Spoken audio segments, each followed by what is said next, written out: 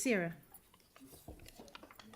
We're debating amendments. we're going to debate the whole all thing. of it. The whole thing. The amendments and the substantive, and then I'll put Victoria's amendment first, then yours, and then the substantive. That's it. So, Sarah, fire away. Thanks so much to staff for the huge amount of work that this has taken and for providing us with some really good, really clear, recent and New Zealand-based evidence. So the statistics from both Auckland and here from Christchurch are really clear that slowing these speeds down does in fact reduce serious crashes and deaths. And that's what this is all about. While the mandate at this point is to focus on schools, Council have also in the past added additional budget into the transport plans specifically so that we can do neighbourhood speed reductions as well. So we have a line of that, and in the last LTP we had a lot of requests from the community to do more slow speed neighbourhoods, which is the reason that this has all been wrapped in together, so it makes it much more efficient for us to do in one time rather than us going out multiple times for different neighbourhoods, which is what we've done in the past. It's also really important that we're not just covering the areas that are just outside schools, because kids don't live just outside their local school.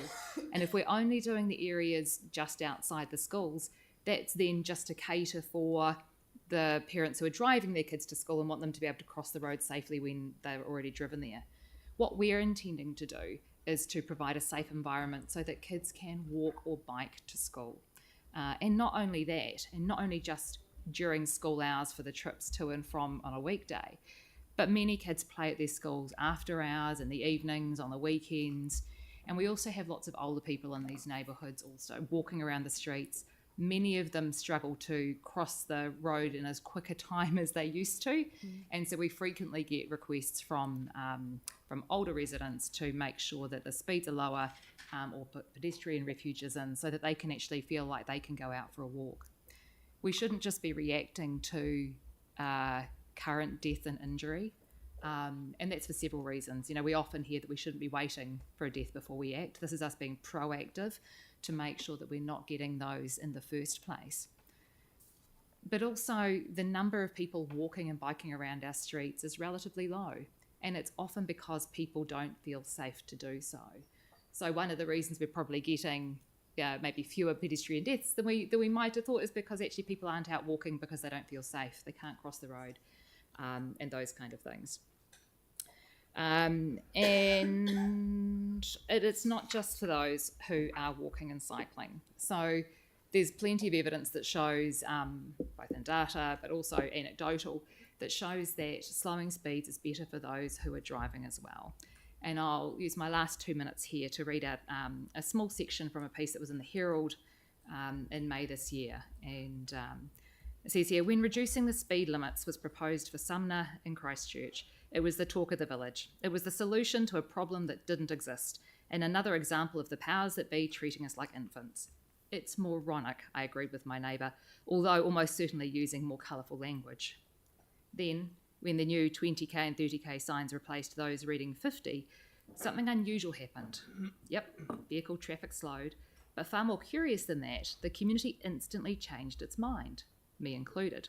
The lower speed limit was brilliant. The positive outcome from reducing the speed was something I hadn't considered, and it has nothing to do with greater safety, although there is something in that too, a little bit in between. But it's not just about those walking or cycling who benefit. Being in a car is actually better too. Merging into traffic from side streets is much easier when the speed of the other traffic is reduced. Pulling out onto the main road now means I seldom even have to wait. Again, it's a small thing, but nevertheless, I've been surprised at how much I enjoy that. We have lost nothing, but gained what feels like a lot. Thank you. Thank you. Anyone else like to speak? Tim? Yeah, thank you. I've been rattling on for over 10 years with regards to slow speeds in front of schools, and we'll talk about the U-turns later on. But I'm over the moon about this. It's when my children were going to primary school, to sit out there with the wee book that the teachers would give me and to take notes of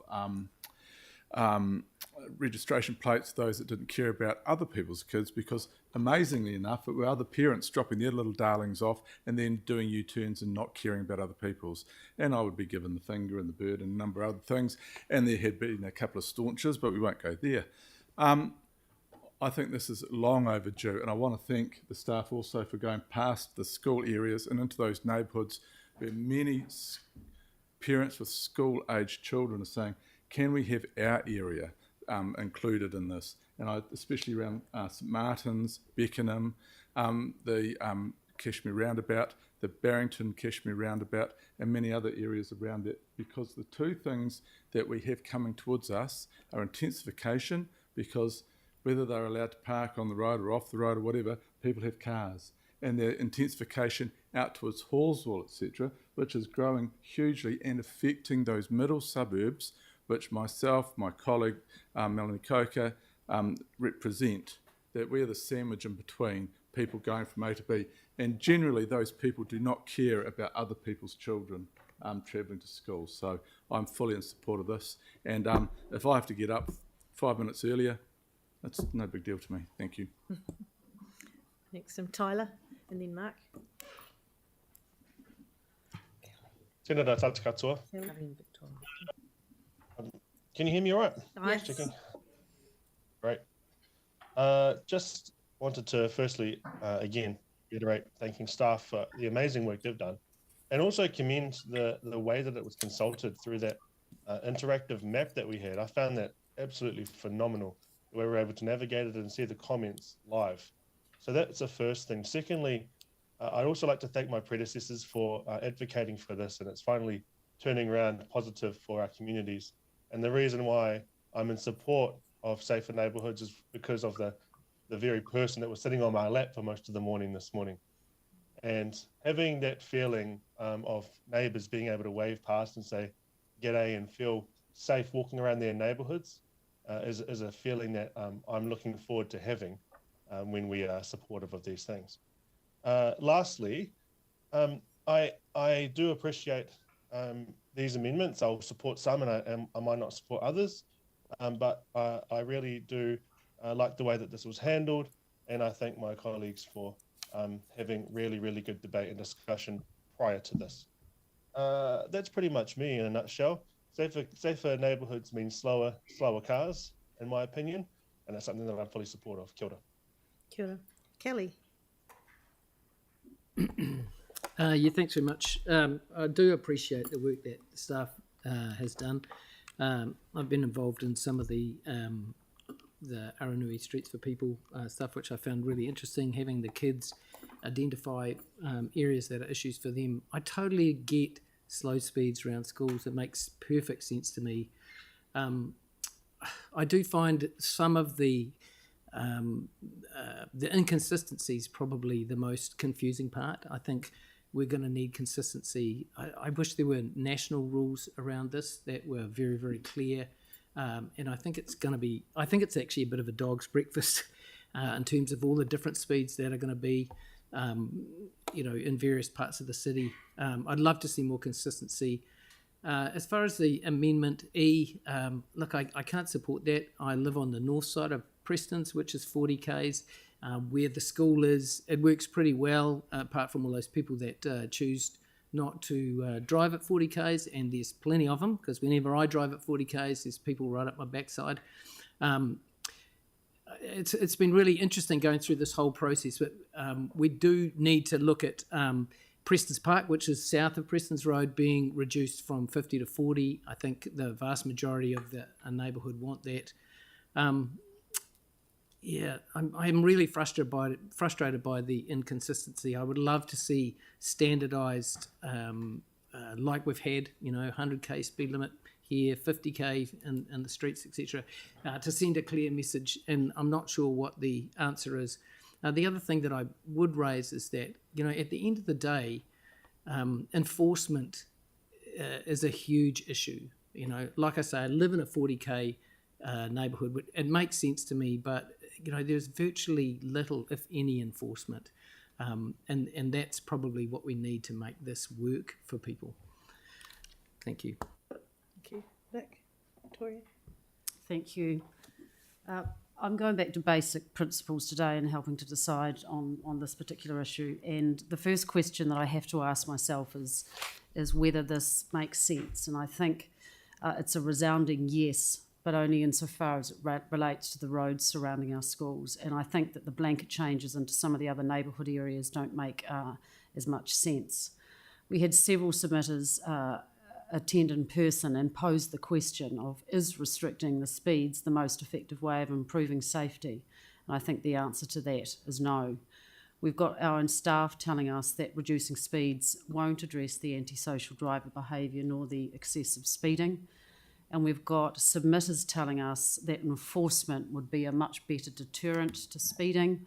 And we all know that there's very little chance of increased enforcement. We also know that effective design and roading infrastructure is a far more effective tool for lowering speeds.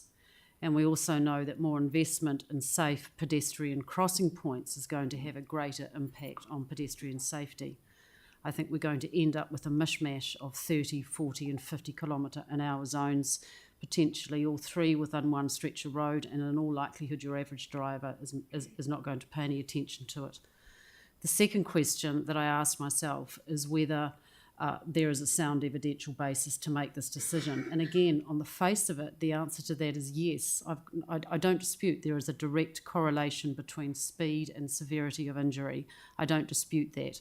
But if you scratch below the surface, then I don't think there is the real evidential basis showing the nexus between the speed and crashes in the neighbourhood areas that we have chosen for speed reduction.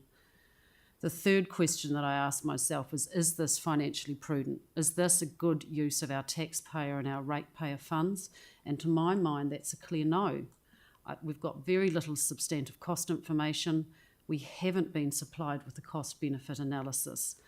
Thank you, staff, for your explanation and rationale around that, but I just simply don't agree. This is ratepayer and taxpayer funding, and we should be having a better cost-benefit analysis. We know that there are better ways of making our streets safer, and I would prefer that we focus our investment and our resources on that expenditure and those measures. So I think we're throwing good money after bad. The next question is whether there has been a fair and transparent process around this with a good and robust engagement. Appreciate staff put a huge amount of time and effort into this. Thank you for that. But I'm really concerned that the reach remains minimal, and I don't believe that we have a true or accurate representation of the road users. And I was concerned about the process that was a little bit rushed in relation to the extra areas. My final point for consideration today is about protecting our local democracy. We've heard that the new land transport rule has removed our ability for speed limits to be made under local bylaws. Our bylaws are going to be revoked. And so what we have here is we've got central government taking away our local planning functions, and as a local body, we're the meat and the sandwich. We really are being forced as a local body to implement central government policies. We have to pay for a large chunk of it, and we have to take the flak from the public. I support the speeds around the schools. I've attempted today to differentiate, and that was the way I would have liked to vote. I don't expect it to fly, so I'm left with no alternative, but I won't be supporting this today. Thank you. Mark. Thank you. This is kind of the, we're the meat and the sandwich. To have this put in front of us to decide on what is a central government policy to be implemented locally is frustrating. I'd like to thank our staff. You guys have been really amazing working through this process, and we're really sorry for the stress we put you through with this. I really do appreciate everything you guys do. It's a hell of a job. So take heart from that, and do take my genuine thanks. I fully support 30 kilometres per hour around schools.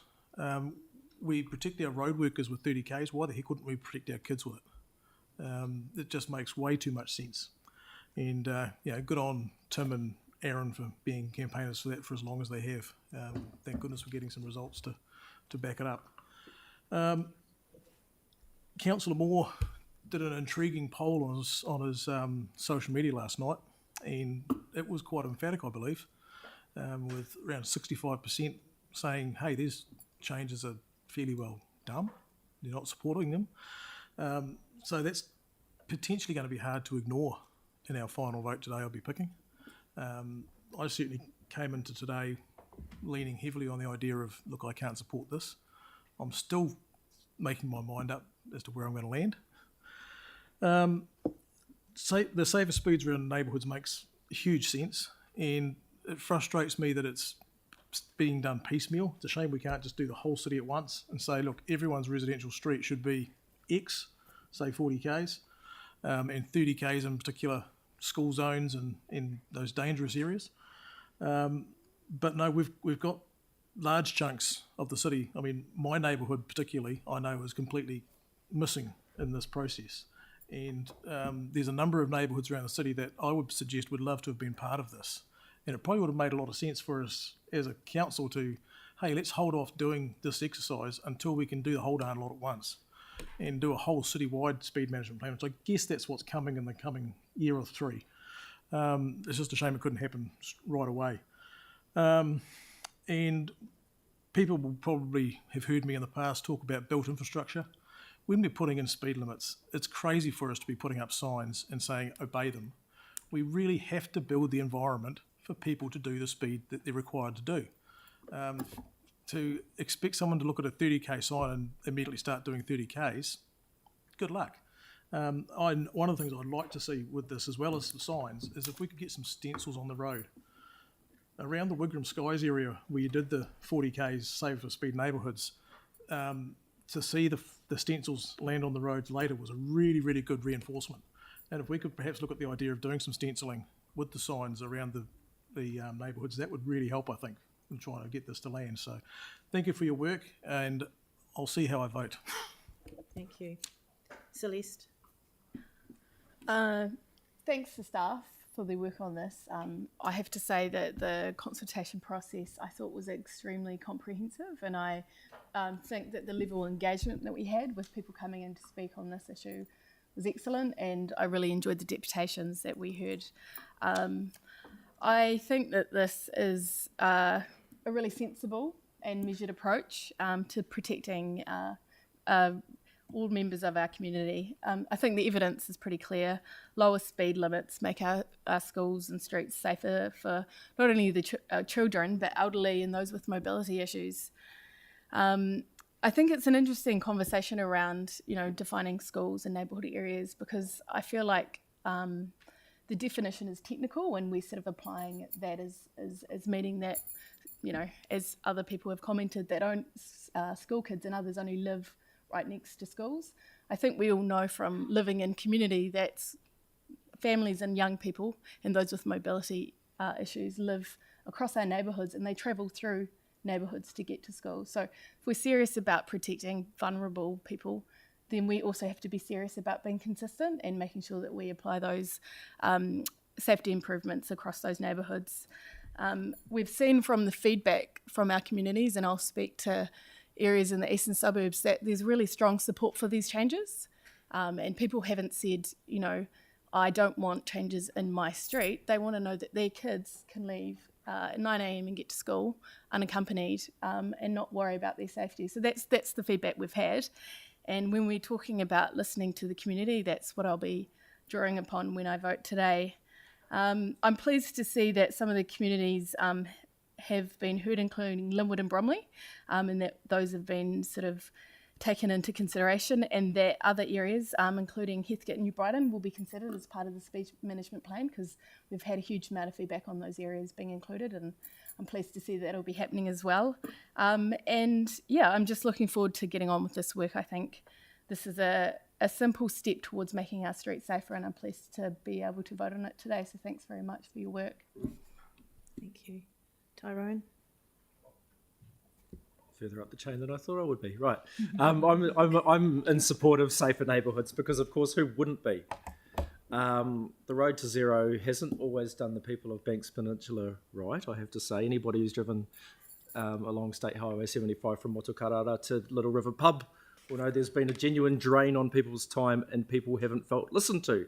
That said, that stretch of road has a shameful record, and I sincerely hope the approach is proven to succeed. Because facts are facts and evidence is evidence. but we're not talking about State Highway 75 today. People on Banks Peninsula are sick and tired of cars blatting through their peaceful communities. They're sick of trucks, logging trucks in particular, rattling through and destroying the roads. Everybody on the peninsula knows many of the speed limits were historically completely out of whack with reality. And being the pragmatic people we are, have accepted the many changes, because guess what, folks? We've had quite a lot of these changes already on Banks Peninsula, and guess what? Everyone, there were a few grumbles initially, and then everybody, because of course, and if you had surveyed people, they would have said, oh no, I hate it, I don't want it. But of course, after it happened, nobody batted an eyelid, because of course they realised that it wasn't really a big deal. The childhood me, sitting in the passenger seat with my father coming back from the Charters Bay Golf Club back in the 1980s after a few jugs, is thankful for the changes, to be honest. And we accept that there has to be a change in driver culture, and we don't want to spend a lot of money putting signage up, creating visual pollution everywhere. But drivers on the Summit Road heading towards the eastern bays of Banks Peninsula will not thank us if we suddenly chuck up a whole bunch of signs and expect the rest of it to take care of itself. But I'm satisfied by the excellent information provided by staff, so thank you so much. It's been really, really thorough and good, and I know these changes will be well received by the majority of residents on the peninsula, and the ones that don't like it will always be keen to chat over a cup of tea. In terms of productivity, there is absolutely no clear evidence that faster speeds improves productivity. That's completely nuts. In terms of traffic flow, there is plenty of evidence that slower speeds does not affect travel times. In terms of accidents, it is unequivocal that evidence shows slower speeds reduces the chances of death and serious injury. This is complex, and not everything we do will be correct. I concur with the comments made by some of my colleagues regarding being the meat in the sandwich and the costs, as Vic said. But on balance, these changes are practical and will make Christchurch an even better place to live, work, invest and play, if that was at all even possible. Thank you. Does anybody else want to speak? Aaron? Oh, sorry, Aaron. Andre first. Thank you, John. No, you go. Okay, well, first and foremost, I support lowering speed limits around our schools. The decision to extend the 30k limit areas beyond our schools is our decision to make, and our decision to make in line with what residents want from us. So it's important we get it as right as we possibly can. I commend staff on the interactive map. I found it absolutely brilliant. My feedback for the next one will be, once we've gone through all the feedback from the map, is then we go forward with a simplified and shortened consultation after that to get an idea on how people feel about our overall final plans. We had 2008 comments on the interactive map, 24% support, 11% opposed, 66% were general comments or wanting changes to the plan. So it means we're unclear if those 66% lean more towards supporting or opposing. So as a decision maker, it just leaves me with a bit of uncertainty as to whether we've got good support for this or if we don't. I did put an online poll out tonight. If you support these proposed limit changes in the Halswell area with the maps included, 17% said yes, 65% no, 18% had mixed views, so support some changes and oppose others. There's a legal comment made at the start of this meeting, which presumably means that someone around this table may have made a complaint about my engagement with my community. If that's the case, that'd be quite disappointing, but I'd also say get used to it, because I engage my community a whole lot. My decisions are always with an open mind and never predetermined. We have to be very careful of our need to engage and be careful not to tell people that we know what's best for them. We need to bring them on a journey with us wherever we can. When we're doing these initiatives, the more public buy-in we've got, the better the outcomes will be in our initiatives being successful. So some areas have been changed during this process from 40 to 30, but we don't have specific feedback available on those specific areas that's being changed to 30. So again, it just makes it tricky to know if there was public support for that area being included, that one not. A lot of people have told me we don't need to lower the speed limits, people just need to stop being dicks on the road. Look, they're actually quite right in a way. If people could stop being dicks on the road so often, we wouldn't have to be here as often making these kinds of decisions. It would make traffic staff job a lot easier, to make our job a lot easier if everyone stopped being dicks on the road, absolutely. But right now, there are some limits that do need to be lowered. That's the reality of it all. So there's some areas of this very keen to support. There's other areas where it seems clear to me we don't quite have the support we need for those areas. So it is with some sadness I won't be supporting this or potentially abstaining. But I just want to note that two of the most dangerous roads for our school kids in Halls were Savies Road and Dunbars Road. The subdivisions beside them have existed for 20 years and there's still nowhere to cross the road. That infrastructure has never been built. Still doesn't exist. Now, the speed limit won't be changing on those roads as a result of this plan. So I'm looking at this with the same concerns about Savies and Dunbars Road. I've just put through a notice of motion yesterday asking for urgent advice to be given on the pedestrian infrastructure we've needed on those roads for 20 years. It is 20 years overdue. A big chunk of those 66% of comments in that consultation were screaming out for safe pedestrian infrastructure that we need. That's what I'll continue to fight for, and I look forward to being out at the school gates with the Hurutini student councillors and with our awareness campaign later in the year. We're going to be around schools promoting safe behaviour around our schools. I'm very mindful that we can't put up signs and hope for the best. We do need that infrastructure. We need to educate, we need to inform, and we do need to lower speed limits in the areas with the most need, and we need as much public buy-in as possible along the way to make our changes as successful as possible. Okay, Aaron. Brilliant. Some really good stuff there, Andre. Thanks for your input and for your survey results from last night. And like you pointed out, there was 24% support for our online tool of the 2,000 odd comments, which is a quarter of the people that are responding are saying, yes, go ahead, we like this, which is also only half of 1% of the population. So it's not a huge mandate, but we are elected to sit here and make decisions for the people of our communities. I've never in all of my years had anyone oppose the fixed speeds around schools and preschools. There's always been unanimous support for that. How it's taken this long just is unspeakable. That ever since I've been elected, it's been around. And weirdly, and I never supported it being 40k. I always said I'm more than happy to meet anyone in front of Parliament. I'll get hit by a car at 30 in pads. You can take 40. And anyone that wants to have a debate over it. So no one ever took me up on that, but I did make the offer and was more than happy to do it in pads with a helmet, gloves. So I just want to point out a lot of people are talking about this, like lowering all these speeds is going to make our streets and communities safer. I've looked and looked and looked. I've gone and asked the police for statistics of people who are abiding by the current road rules and speed limits that are hurting and killing people, and those numbers they are for injury but not for death. They're just not there. The deaths are caused by excessively bad behaviour, excessive speeding, illegally modified cars, racing, being on drugs, alcohol, texting adds into some of them, and other behaviours, but there's always something that causes the accident, not someone who's a law-abiding road user. There will also be unintended consequences, like there is with every single law that's come in. Road to Zero sounds fantastic, but to be honest, it's a bit of a lie.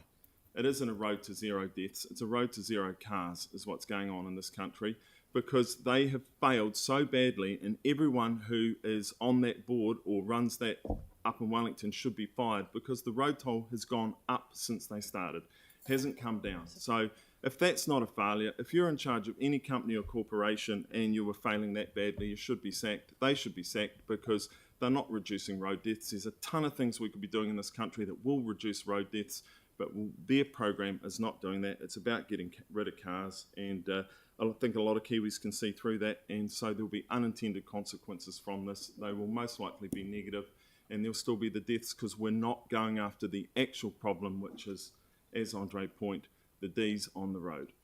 Thanks, Aaron. Got Jake and then Mel. Thanks. Look, I wasn't really prepared to debate this today because I didn't think anyone wouldn't support this whole package of works. What was really clear from the staff presentation is that reducing the speed limit reduces the overall average speed, and that simply results in less people getting killed and less people getting injured on our roads. You know, when I first heard of this, I thought, look, the only downside to this is that it's going to increase journey times. But then actually what you see pretty quickly when you look at the map is the streets we're targeting are very much the beginning and the end of any journey. It truly is the last mile, as people say. So after looking at the map, it becomes pretty clear that we're actually talking seconds more than even minutes of delay. But actually, after hearing the public submissions, and one by Simon Kingham in particular, it becomes pretty clear that most people spend a lot of their travel time at traffic lights. And actually, we're debating about how quickly we can get traffic lights. Do we drive up to a stop at 50k or 30k? So look, there is a public misperception out there that this will increase journey times. And what I would say to my councillors, who we all know that this won't, is actually lead on public opinion on this one.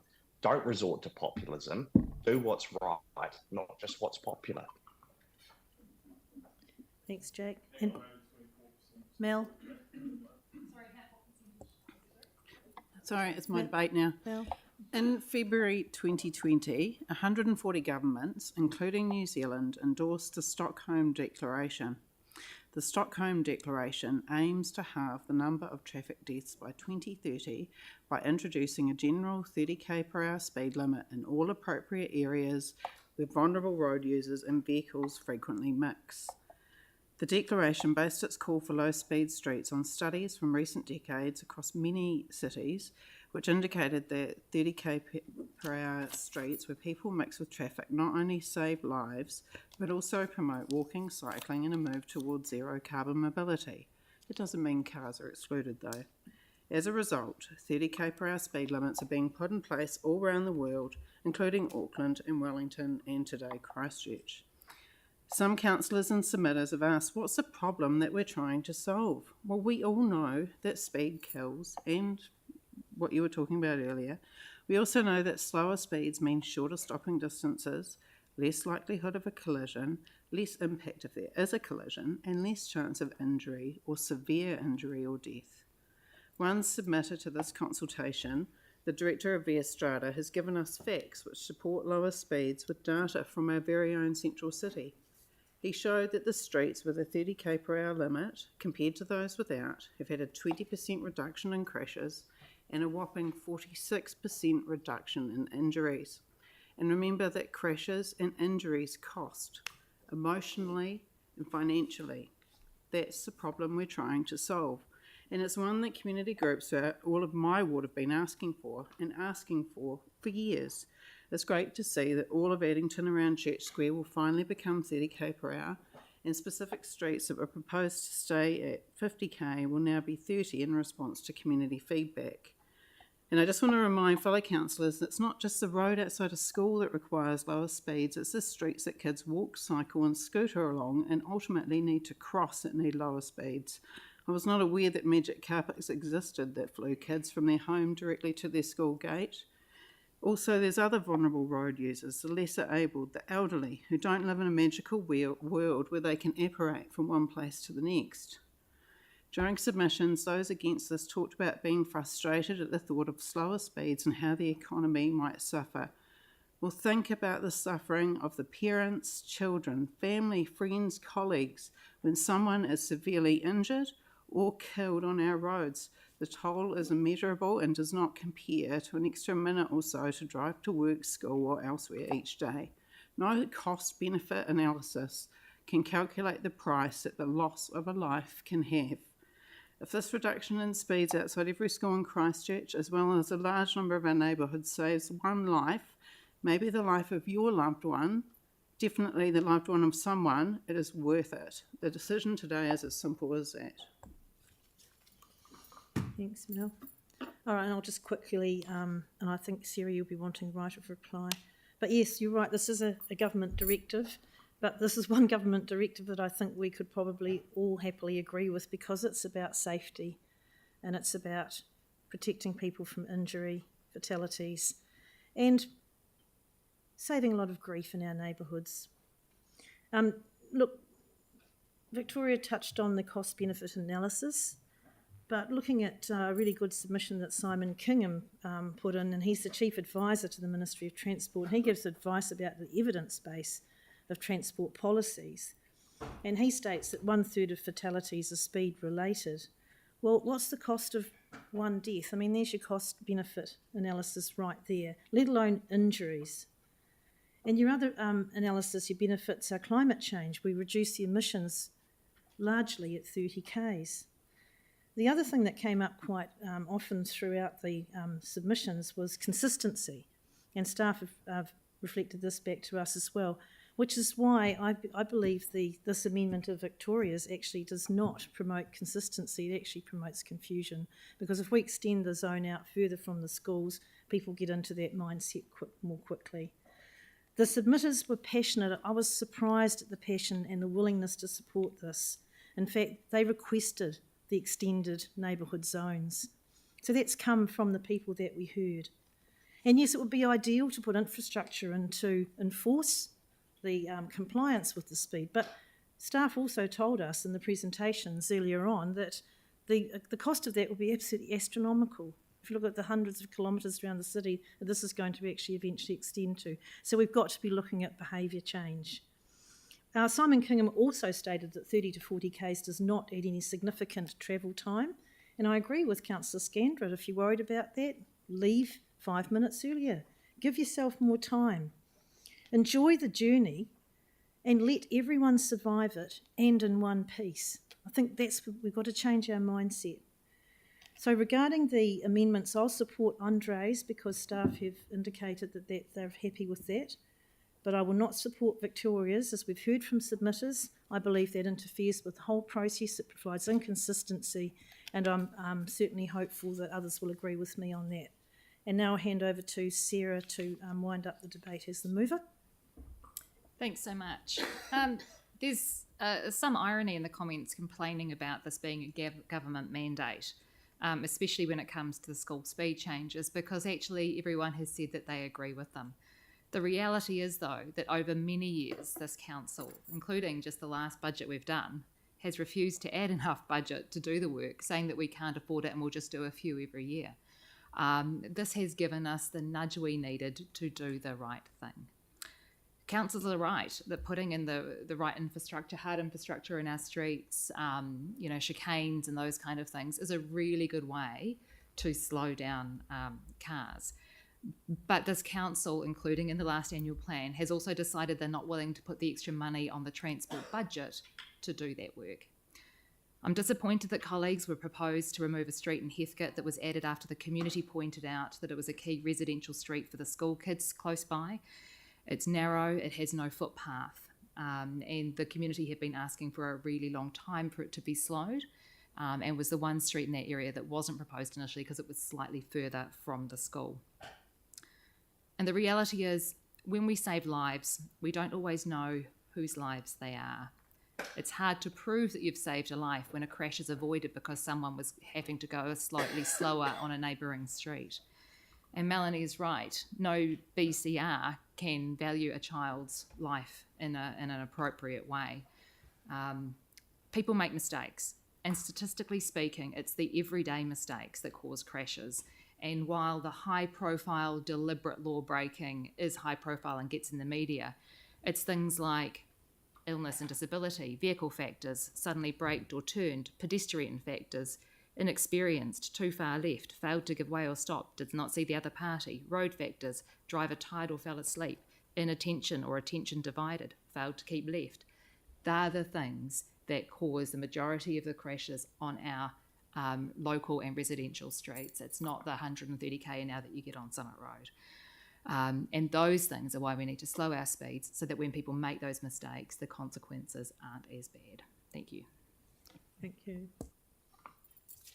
What I'd really like to do is get an indication of support for Victoria's amendment, so that I don't have to go through and put everyone separately. So can I get an indication of who would be supporting it? 1, 2, 3. All right. So I'll put that amendment. All those in favour say aye. Opposed? No. Do you want your votes recorded against? No. I mean for? That's 3, isn't it? Andre, Aaron and Victoria. Thank you. And Mark. Oh, so not Andre, it's Mark, sorry. Thank you. Aaron, Mark. Yep. No. Aaron, Victoria, Mark. Victoria, Aaron, Mark. Yep. 4. Thank you. So that's a fail. And I'll put Councillor Moore's amendment. All those in favour say aye. Aye. Opposed? Aye. Who's a no? Tyler, did you support that? Yes. Thank you. So no one opposed that, and that's carried. Thank you. We'll now move to the substantive. I'll put the substantive. All those in favour say aye. Aye. Opposed? Aye. Victoria's opposed. And Andre and Aaron. And Mark. So I hear a division on the substantive, correct? Okay.